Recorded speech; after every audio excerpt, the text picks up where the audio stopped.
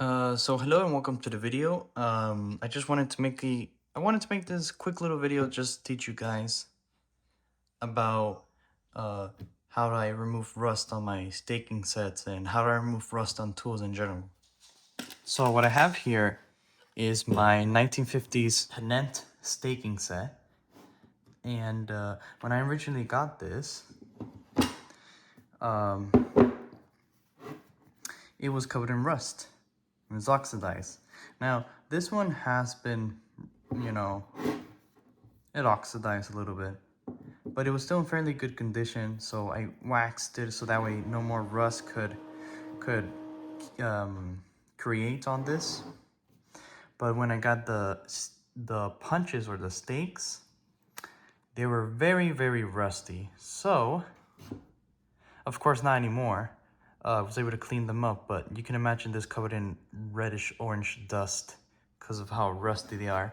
They were very badly pitted because when they made this, or the case for this, they didn't like wax the insides, so the wood was very dry. And since the wood was dry, when normally wood would suck in moisture or oils or anything to keep it moisturized, because when you cut down wood or lumber, it's still alive, so to speak.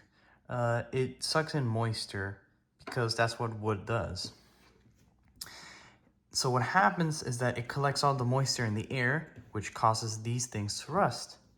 So what I did is I made a new case for it, which you'll see that in the next video.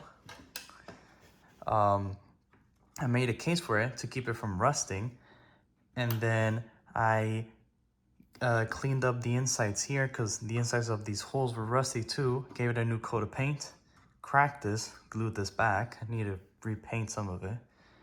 And then I cleaned up the stakes using my own little technique of just sandpaper and WD-40. I also cleaned up the stakes too. As you can imagine how dirty this was. And you can see the thin layer of oil it has. I cleaned this up on the lathe, so to keep it nice and square. Let's put this away, and I'll show you guys quickly how I remove the rust on these guys, which is just sandpaper, WD-40, and then cleaning it off with isopropyl alcohol, or nail polish remover, which also works. Just remove all the fine layer of dust, and then soaking it in a mixture of mineral oil, beeswax, and letting it sit there for a full day. So what I have here is just a collection of sandpaper, and then all the little stakes or punches I have here. I have a lot more down here too. And what I do is that I go and use 180. I prefer maybe to start out with 200, but I don't have about 200 and then 240 and stuff like that. So yeah, I have 180 grit, and then from 180 grit I move on to 400, and from 400 I move on to 2004 and 400, and then from that I move up to 3000, just to give it a nice smooth polish. Keep it flat so that way the sticks go in and out of the anvil smoothly. And yeah, I'm gonna show you real quick how I use an electric drill. Then I use it to just spin it and then hold the sandpaper against the stick so I remove the fine rust. And then after all of that, I leave it in a little bath of either nail polish or isopropyl alcohol. This is nail polish, to remove all the fine dust. So let me just quickly show you how I clean a punch. So you grab your drill. You can actually do this with a hand drill. So you're gonna have to hold the hand drill and then have it against between your thighs, and then crank it. And as you're cranking it with your other hand, you're with the sandpaper like this. So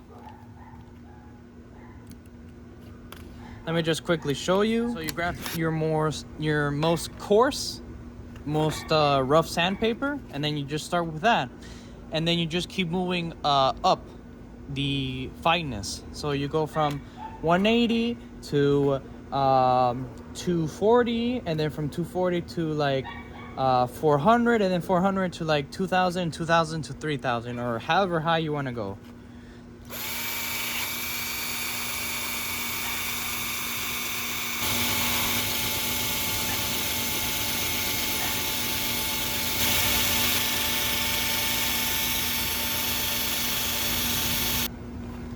And then finally, the reason why I used a diamond stone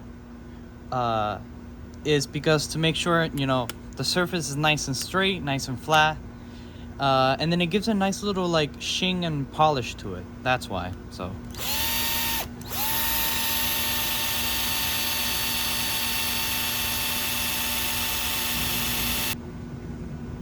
And then you're left with a really nice, fairly polished steak punch. Of course, we're gonna have to soak this in isopropyl alcohol for a few minutes, and then we're gonna soak this in the bath of bike chain oil, bamboo mineral oil, and beeswax for a whole day, and then come back to it to wipe off the excess, and then we can finally put all of this back into the staking set.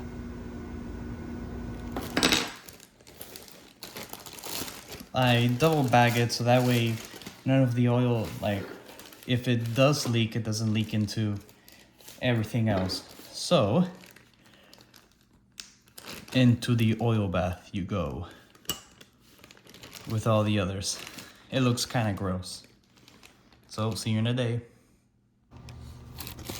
Okay, so for the smaller, more delicate pieces I had that they were rusted, I had them soaking in apple cider vinegar, and oh my god, it looks disgusting. It's all black. Now, I left this soaking for 3 days. There's like rust particles all around. So let me quickly rinse this out and show you guys how it looks like. Okay, so after quickly soaking it and rinsing it in water, oh my god, that looks 1,000 times better. Let me zoom in. That's so much better.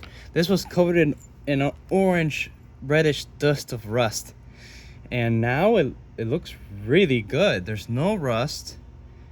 It oxidized for sure because it reacted the rust with the vinegar, but the vinegar actually, this is a different type of reaction of oxidation where it actually stains or like corrodes, like it oxidizes the metal on the surface, but it doesn't actually rust it. It's like a reverse rust, just kind of, where like it turns it black and everything, but it actually keeps off the harmful rust that actually eats the metal.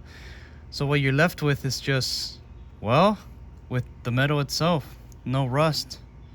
Look, even the screw still works now, and it works better. I do still have to clean this some. But yeah, it looks great. I left this for 3 days, and I didn't mean to, but I kind of forgot about it, and now it looks so much better.